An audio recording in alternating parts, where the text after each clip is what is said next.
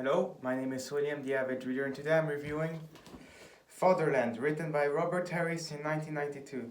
So this is probably one of the most famous alternative history books and novels, and it's about one of the most popular tropes that what if Nazi Germany won World War II. And so this book takes place in April 1964, with the point of divergence occurring in 1942. And before I continue this review, I will warn there will be spoilers in this review. So, the protagonist of the story is Xavier March. So he's an SS officer. He works for the Kripo, the criminal police in Berlin. So he investigates medium level crimes. So basically high crimes that aren't really political. So murders and things like that, and robberies, I think, yeah. Because you have three types of police. You've got the at the lowest you've got the Orpo, so they deal with minor crimes. Then in the middle you've got the Kripo, they deal with medium level crimes. And then at the top the Sipo and the Gestapo, they deal with the political crimes. So he's an officer in 1964, and German-American relations are to be improved soon, since there has been a Cold War that started since the war ended in 1946, where the US has supported the Soviet Union, or Russia, against the war with Germany, so there has been a permanent war in the East. The Great Reich has been expanded to the East a lot, so he's allowed other countries to the west and south of Germany, Hitler. Some of them might be our puppet states, some are just more friendly. They all comply with Germany, they all collaborate with them. So you got France, the Benelux countries, you got the fascist countries like Italy and Spain. In the north you've got Sweden and Finland. I'm not sure if there were any others.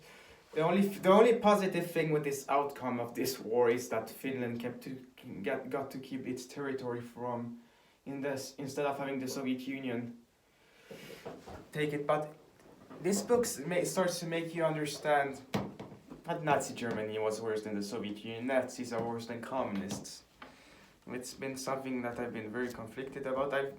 I've tended to lean because Nazis and fascists are economically more rational than communists, if you're more for free market types. They're not free market at all, but they have some elements of it which makes it totally not too much bad shit. So you would rather live in a fascist economy than in a communist one, since the fascist one has more free market ideas than the communist one. But when you talk about civil liberties, the fascist one is usually worse, especially against the people who are prosecuted, because there's a level of professionalism you get to discover in this book of how Nazis killed people. And they talk about the Holocaust here, and it's been covered up by this meeting of 14 people, the Wannsee Conference, which dealt with the final solution. So it was Reinhard Heydrich and 14 men who decided how they were gonna kill all the Jews. And with these American visits, they've been slowly having all the members except Reinhard Heydrich who were witness to this getting killed or dying or things like that. And the last few months they've had the last ones killed off quickly. So because of the American visit, since the President of the United States is the corrupt Joseph P. Kennedys, if you don't know about the Kennedys, they have done some pretty bad stuff in the past, so it makes sense. So you got a few more people to kill, so they've killed this Buller, and they want to kill also this Luther. And Xavier March is the Kripo agent who investigates this, and the investigation gets taken over by the Gestapo, but he ignores it and continues to investigate anyway. And he gets to see his love interest, Charlie Maguire. So she's an American journalist, and they start developing a relationship. And we also get to see his friend Max Jagger. So he's a a fat guy who does nothing with his life. He follows the rules. He's a kiss ass. So he turns on his friend at the end to save his skin and his family. Because Xavier March, he has some of his principles. He's a conflicted SS officer. Yes, he works for the Nazi government, but he doesn't enjoy all the murder. And he's not. He's more like you can imagine a fascist, an Italian fascist or a Spanish fascist, but they don't want that type of personality. But they don't want to take it to the extreme of the German fascist. So there's different extremes where you get to see here.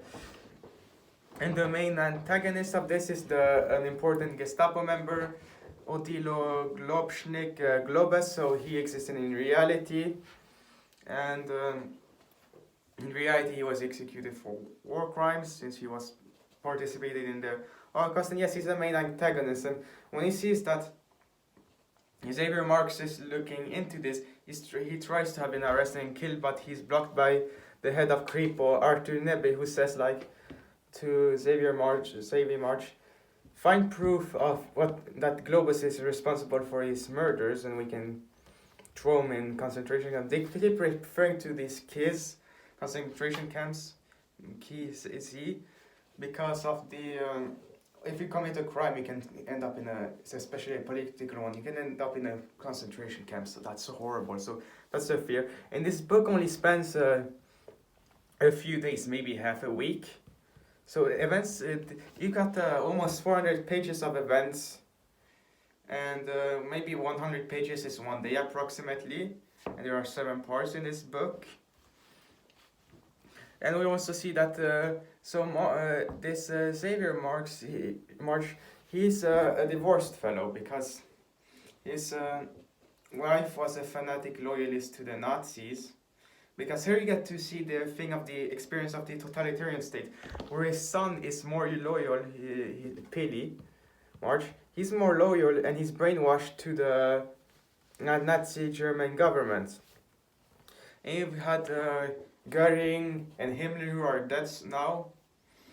And so one of the most important people are now Reinhard Heydrich, who's head of the SS and possible successor of Hitler.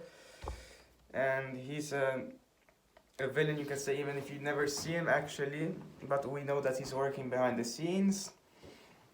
So as this investigation go on, which was allegedly about corruption first, but then you see that it has to do actually with the Holocaust cover-up. And this book starts out a bit slow and boring, but it builds up, and towards the end, not exactly at the end, but towards the end, there's this horrible scene where they describe what they did in the Holocaust. And the most chilling thing is that they used Jewish women hair that was long enough.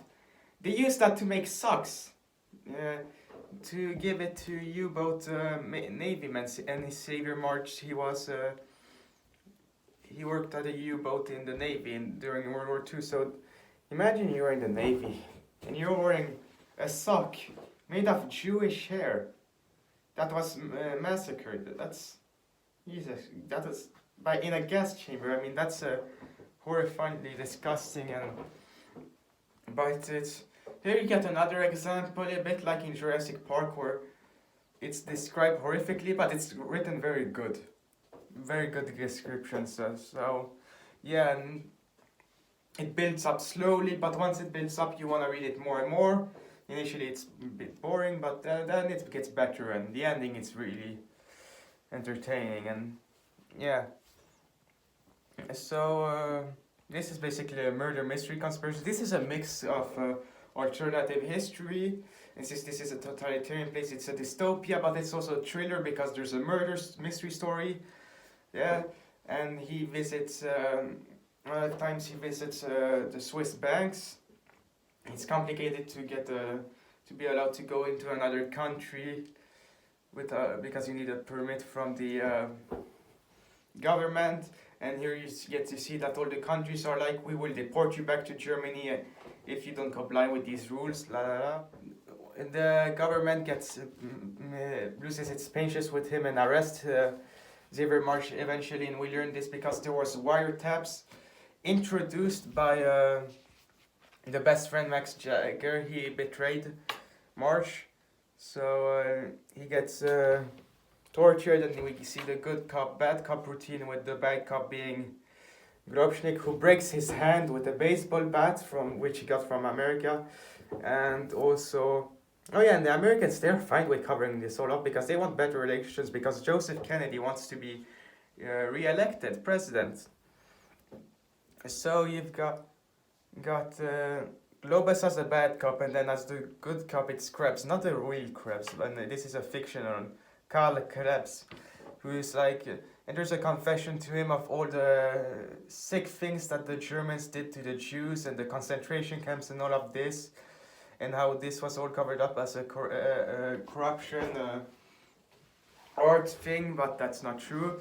And eventually Xavier Marx is actually, it looks like he's let go by Nibi and Krebs to accompany the American woman who's got all this evidence established of the Holocaust now to bring to the United States, but he realizes what's going on. Xavier Marx, so instead of going to the hotel where she is, he goes to Poland to see what remains of the concentration camps, and he finds some minor proof that satisfies him that he knows this is the truth.